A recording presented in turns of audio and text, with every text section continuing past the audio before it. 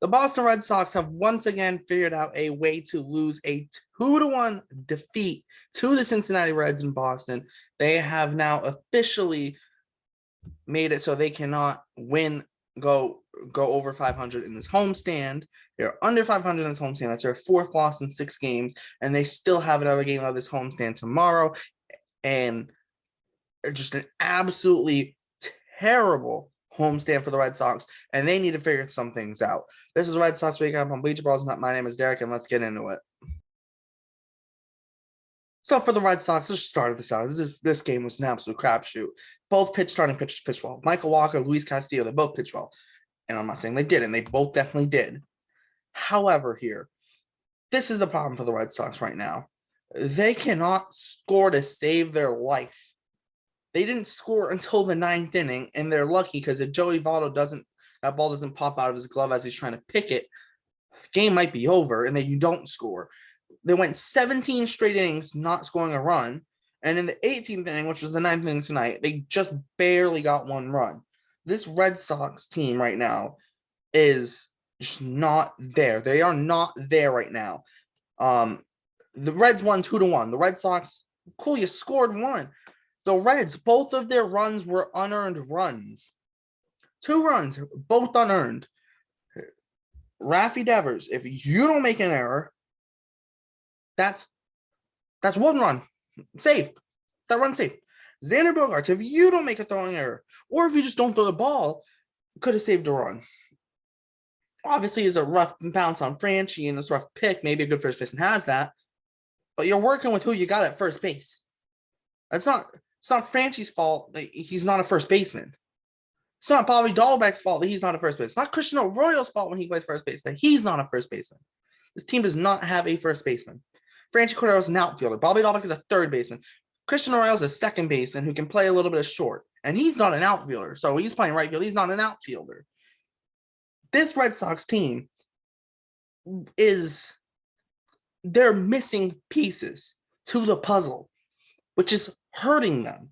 They're missing a first baseman, a guy who can play first base defensively. They don't have that. They don't have a right fielder not named Jackie Bradley Jr. because Christian Arroyo's playing right field when Jackie doesn't play. This team does not have the pieces. And this the Red Sox organization as a whole, this century, this 21st century, what have they been built on? They broke the curse. And they've been built on winning. 4 World Series, more than anyone else in this century. They have been built on winning. However, it always seems like they can't continuously win. And I'm not saying that they were going to continuously win this year. However, this team, you look at it on paper, it's better than last year's team at the start of the season. So something isn't clicking. And it's just not there. It's not clicking at all. And why do you play for the Red Sox? Why do you guys play for the Red Sox? Because you know you're going to be put in a chance to win because it's the Red Sox. That's why guys play for the Dodgers. Or now guys are going to the Mets, or guys play for the Yankees. It's because you know that they're a classic organization and they're 110% going to try to win.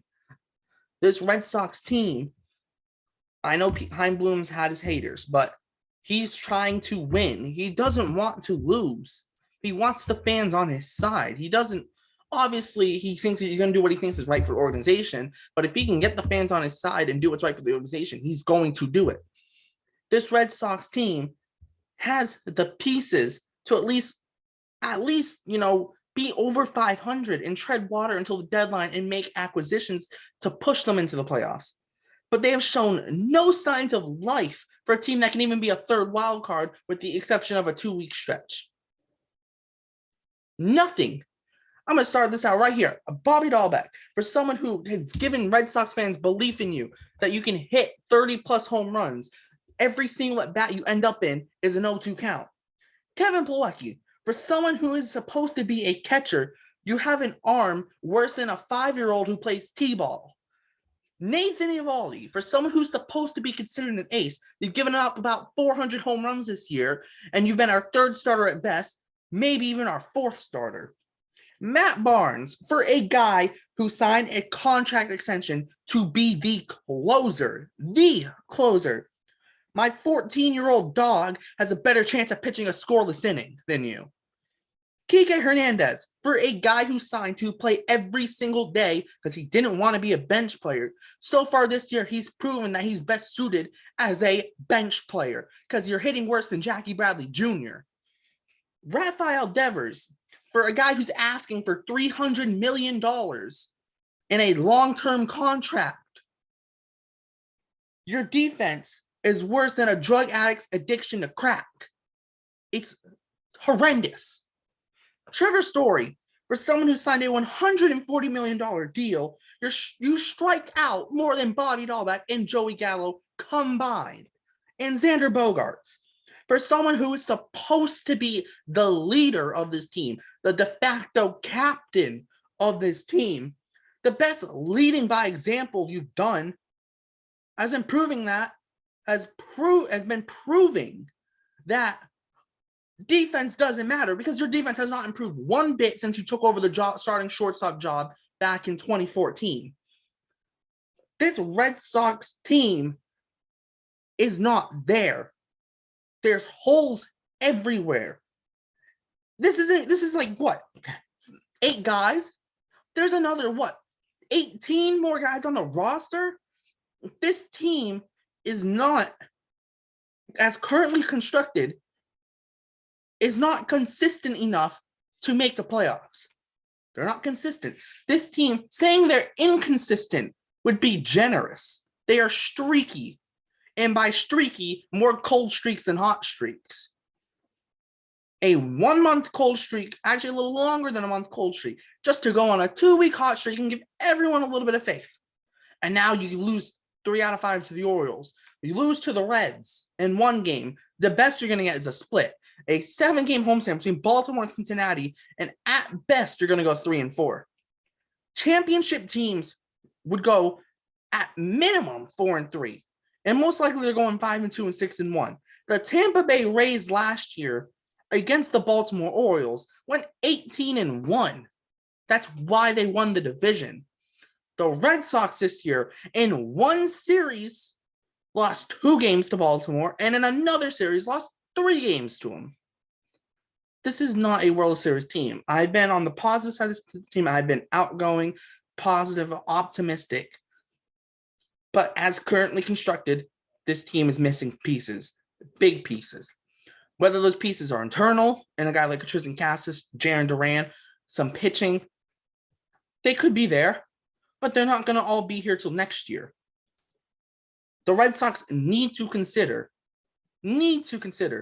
looking at selling, and sooner rather than later, because you have to pick a path for this team. You can't buy and be 10 games under 500 at the trade deadline. You can't. Let's be honest, you cannot do that. The Red Sox have to figure it out. Are they going to be a team that can challenge for a postseason spot, just a wild card spot? Or are they a team that's just at best, 500 at best? Because if you're 500 at best, you might as well just sell. You might as well. And I say 500 at best, I mean considering the rest of the playoff teams are going to be around 88 to 90 wins. The worst place to be in sports is to be a team that is stuck in the middle. You're not good enough to make the playoffs, but you're not bad enough to have a good draft pick. And in the sense of the MLB, you're not bad enough to sell at the deadline in the situation the Red Sox are in. Because draft picks, they're not going to reach the big leagues for a couple of years, most likely. At minimum, a couple of years. If the Red Sox are in that middle spot and they're not bad enough to sell at the deadline, they're in deep trouble. Deep trouble. Because if you can't get anything for a guy like Bogaerts or Kike or Evaldi or JD Martinez, who's been brilliant this year from the DH spot, you can't get anything for those guys because you're not willing to sell because you're not bad enough to sell. There's a massive problem coming in the offseason. Bogaerts leaves. You didn't get anything for him. Kike leaves. You didn't get anything. Evaldi leaves. You didn't get anything. Vasquez leaves. You didn't get anything. JD leaves. You didn't get anything. I'm not saying all these guys are going to leave, but This team needs to figure it out. They need consistency in any way possible. At this point, this team, I'd rather have this team be consistently bad than streaky like they are now. Because if they're consistently bad, you have a clear path of action. If they're consistently good, you have a clear path of action. But if they're streaky like this, there's no clear path of action because you don't know what the hell is going to happen with this team. And you won't be able to make a decision on what you want to do until the very last moment because the team is so damn streaky. This team could go 2 weeks, go into the All-Star break, 5 games under 500, and at the trade deadline could be 5 games above 500. Or they can go into the All-Star game 5 games above 500 and hit the trade deadline 5 games under 500.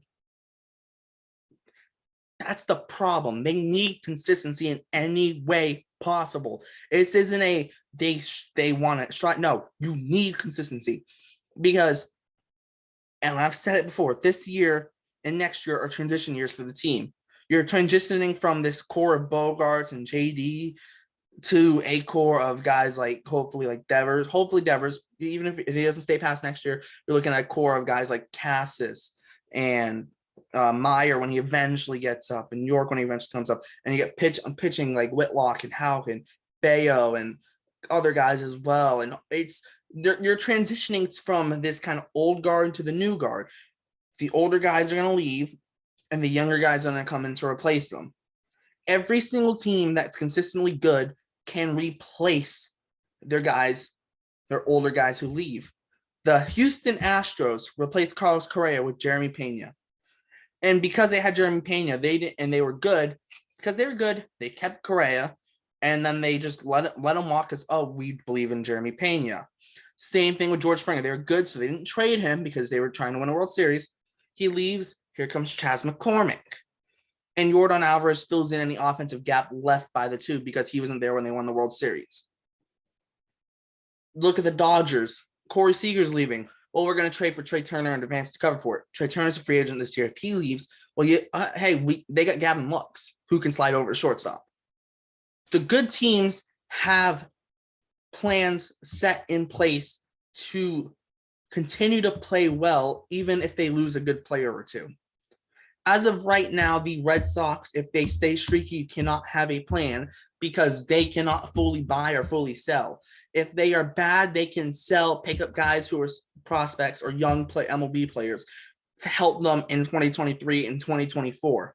And they can still be competitive in 2023 without a Bogarts, without, a Vasquez, who's how he's hitting right now, or without JD Martinez. They can still be competitive in 2023 without like Bogarts or Martinez. And even Kike, and even Nathan Eovaldi. They could still be competitive in 2023, and they should be competitive in 2024, but they can still be competitive in 2023 without those guys. So, but if you can get value for them because you're not going to be able to do anything with them, you need to do that. What's the point of holding on to them and just letting them walk into free agency if they're useless to you? Look at the Cubs last year. You look at the guys on the team like Javi Baez, Wilson Contreras, he's still there now, but he's probably going to get dealt with the deadline. But Chris Bryant, Anthony Rizzo, all those guys, they dealt. Why? Because they couldn't do anything else with them. They did their winning with them, and that winning was over, and they're moving on to a younger core. However, the Red Sox, with Chaim Bloom in charge, are set up. Their young core is coming in right behind, right at the time. Their young core is starting to come in right as these older guys are starting to leave. Bogarts leaves. Well, you can always slide Story to short or figure something out, or you get Jeter Downs or Ryan Fitzgerald who can play short, or both of them can play second and Story plays short. And you have options for 2023. And you could also sign someone to fill in at second or short term. But then the eventual successor is Marcelo Meyer. And you're eventually going to get Nick York at second as well. You're going to get Cassis at first base next year. Franchi Cordero can slide into DH, maybe replace JD Martinez, or slide into the outfield, or Duran can come into the outfield. Dahlbeck could DH. If Devers leaves after next year, Dahlbeck can slide to third, or maybe you get someone coming up in the system you want to put at third. There's still options for this Red Sox team, but they got to figure out a game plan. I know Chaim Bloom in the front office has been working behind the scenes on potential options for this team. And obviously, I don't know them. I'm not part of the front office. None of us are. But from a fan perspective, we need to see that there's a legitimate plan in place, whether the season goes good or bad for the future. If the season goes good, we need to see that there's still a plan to either re-sign these guys or have a plan in place to replace them if they do leave. If they're bad, we need to see that, okay, we acknowledge that we're bad in 2022 and we need to get value back for them because they have no use to us anymore. Because what's the point in keeping Xander Bogaerts if we're not going to make the playoffs? If we're not going to come close to making the playoffs, there's no point in keeping him. Send him to a team that values him highly because they need him, and get value that you value highly because you want that value of the young players and the prospects. That's what the Red Sox needs to figure out. This team is not in a spot to be a World Series contender this year.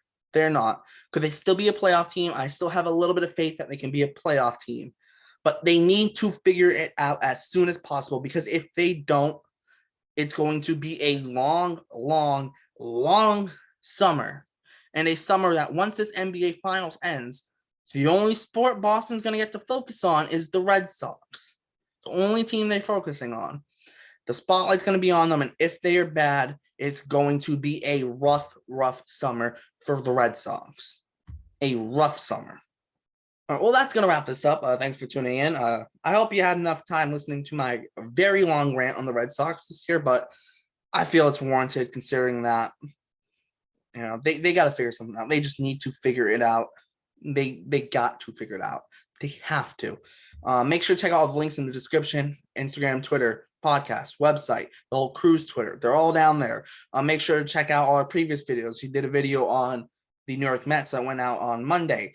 We've done Red Sox game recaps. We did a video last Friday. I can't remember off the top of my head what that was on. Oh, that was on, I can't remember what that was on the video from Friday. This upcoming Friday, we have a video on the New York Yankees. Make sure to check that out. And later today, we'll have a prospect pipeline on my personal favorite prospect in the system, Ceddanne Rafaela. So please check that out. That's going up at 2 p.m. Eastern here today on Wednesday, June 1st. So check that out. And yeah, we're doing a bunch of Twitter spaces for Red Sox games, trying to do around 1 to 2 a week. So stay posted on our Twitters for that. And make sure to check out all the links in the description and all our previous videos, and subscribe, like, comment, all that stuff. We're going to be active in the comments. So comment your thoughts. We can have a good conversation in the comments. That's about it. My name is Derrik. This is Red Sox Recap on Bleacher Brawls. Thanks for watching, and hopefully when I see you again, the Red Sox will have a win.